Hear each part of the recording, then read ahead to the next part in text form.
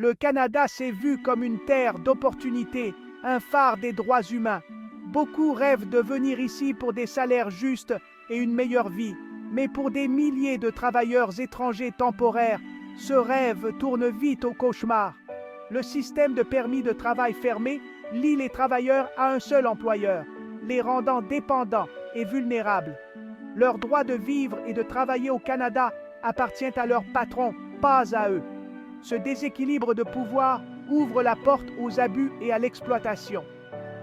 Le système censé combler les pénuries de main-d'œuvre peut priver des individus de leurs droits et de leur dignité.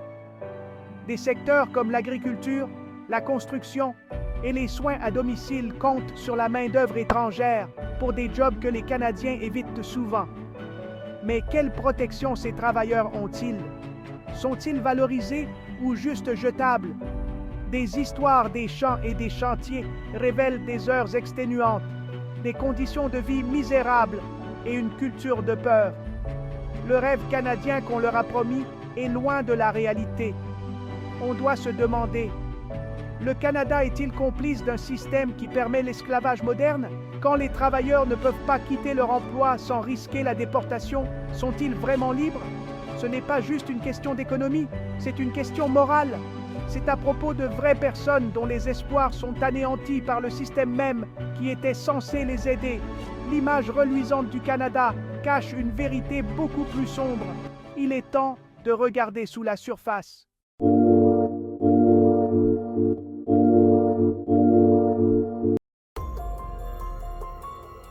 Un permis de travail fermé permet à un étranger de travailler au Canada, mais seulement pour un employeur.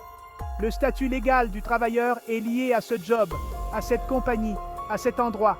S'ils sont malheureux, ils ne peuvent pas juste démissionner et trouver un autre emploi. Partir, ça veut dire risquer la déportation et tout perdre. Cette dépendance crée une vulnérabilité extrême. Les employeurs détiennent tout le pouvoir. Ils contrôlent le revenu, le logement et le statut légal. Des patrons sans scrupules peuvent exploiter ça, exigeant des heures supplémentaires non payées ou offrant des conditions dangereuses. Les travailleurs font face à un choix impossible. Endurer les abus ou tout risquer. Le permis, censé être un billet pour l'opportunité, devient une cage. Le système a été conçu pour combler les pénuries de main-d'œuvre, mais il prive les travailleurs de leur pouvoir de négociation. Ce ne sont pas des agents libres, c'est une main-d'œuvre captive. La bureaucratie et la législation deviennent les barreaux de leur cage. Le permis fermé, c'est moins une question d'opportunité, plus une question de contrôle. Ça fait taire les travailleurs et les maintient dociles. Aucun Canadien n'accepterait ces conditions. Des histoires des champs et des chantiers de construction du Canada révèlent des réalités dures. Les travailleurs migrants décrivent un travail éreintant, de longues heures et un salaire bien inférieur à ce qui a été promis. Les déductions pour le logement et les frais leur laissent peu à envoyer chez eux. En Ontario, des travailleurs vivaient dans des dortoirs infestés de rats, entassés avec peu d'hygiène. Les plaintes étaient accueillies par des menaces de déportation. Tu es remplaçable. Cette peur fait taire la dissidence et assure la conformité.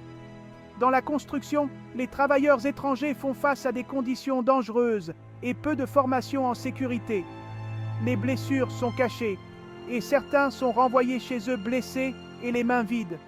Ce ne sont pas des incidents isolés, ce sont les symptômes d'un système brisé. Le permis fermé crée l'environnement parfait pour les abus. Un travailleur a dit « Je suis venu au Canada pour la liberté, mais je ne me suis jamais senti moins libre. » Les passeports sont parfois confisqués et des frais exorbitants sont facturés. La contradiction est claire. Le Canada promet des opportunités, mais livre de l'exploitation. Ces histoires exposent le côté sombre du programme des travailleurs étrangers temporaires. Le rêve devient un piège. L'impact du système va au-delà des difficultés physiques. Il inflige de profondes blessures psychologiques. La peur domine la vie des travailleurs, peur des employeurs, de perdre leur emploi, de la déportation. Cette peur force le silence et l'endurance des abus. Beaucoup vivent isolés sur la propriété de l'employeur, coupés de la communauté et du soutien. Les barrières linguistiques accentuent leur séparation. Ils existent au Canada, mais restent invisibles et seuls. L'isolement les empêche de connaître leurs droits ou de chercher de l'aide. Les employeurs utilisent cet isolement comme un outil de contrôle.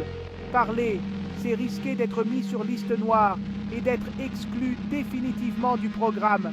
Alors, les travailleurs cachent leur douleur et forcent un sourire pour les familles restées au pays. Ce silence forcé érode la dignité et l'estime de soi. Le coût psychologique est immense. Anxiété, dépression et un sentiment de se perdre. Séparés de leur famille, le stress est incessant. Le rêve d'une meilleure vie devient une prison pour l'âme. Des individus pleins d'espoir deviennent des ombres, usés par un système qui les traite comme moins qu'humains. Le coût n'est pas seulement économique, il est profondément personnel. Le silence est assourdissant. L'esclavage moderne, ce n'est pas des chaînes, c'est du contrôle. L'ONU le définit comme une exploitation qu'une personne ne peut refuser ou quitter à cause de menaces ou d'abus de pouvoir. Les permis fermés créent une dépendance extrême. Les travailleurs dépendent des employeurs pour leurs revenus, leur logement et leur statut légal. Ce n'est pas une relation de travail normale, c'est une impuissance quasi totale. Les travailleurs ne peuvent pas négocier ou partir. Les contrats sont fixés avant leur arrivée. Les plaintes risquent la résiliation et la déportation. Des chaînes psychologiques, peur, coercition, documents confisqués remplacent les physiques. La ligne entre travailleurs étrangers temporaires et esclaves modernes est dangereusement mince. C'est un système de contrôle, pas d'opportunité. Pourquoi le système de permis fermé continue-t-il? L'économie, des industries clés, agriculture, transformation alimentaire, hôtellerie, dépendent d'une main-d'œuvre bon marché et docile. Les lobbies d'affaires soutiennent qu'ils ne peuvent pas survivre sans ça. Le système maintient les coûts de main-d'œuvre bas et les profits élevés. La surveillance est faible, les inspections sont rares et souvent annoncées. Les travailleurs ont trop peur de parler. Sur papier, des protections existent, mais en pratique, elles échouent. Les politiques d'immigration et de travail sont déconnectées. Le Canada recrute des travailleurs, mais ne les protège pas. Tant que les intérêts commerciaux l'emportent et que la surveillance est faible, l'exploitation continue. Les droits humains sont étouffés par les arguments économiques.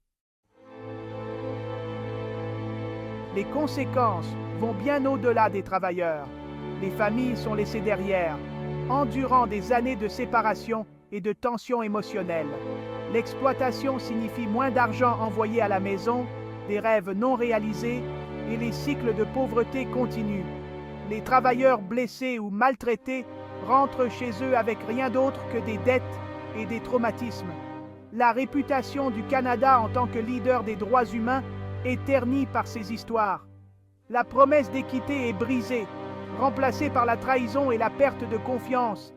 Les travailleurs se sentent jetables, leur humanité ignorée. La foi en la justice et les institutions s'érodent. Le rêve canadien se révèle être un mensonge pour beaucoup. C'est une tragédie pour les travailleurs et pour la stature morale du Canada. On doit faire mieux. Les problèmes sont clairs, mais des solutions existent. La plus critique, remplacer les permis fermés par des permis ouverts spécifiques à un secteur ou une région. Ça permettrait aux travailleurs de quitter des employeurs abusifs sans risquer la déportation.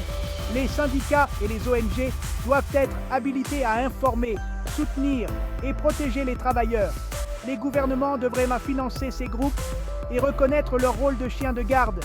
Une application plus stricte est essentielle, des inspections fréquentes et inopinées et de vraies pénalités pour les contrevenants. Des canaux sûrs et anonymes pour les plaintes doivent être créés. Des voies d'accès à la résidence permanente devraient être accessibles pour les travailleurs à long terme. Ces changements transformeraient les travailleurs vulnérables en résidents autonomes. La dignité et le respect doivent être au cœur du système. La protection est insignifiante. Sans une réelle application, le Canada peut et doit faire mieux. Aimez et abonnez-vous pour découvrir des vérités que personne ne partage. Découvrez ce que personne ne vous dit. Partagez si ça vous intéresse.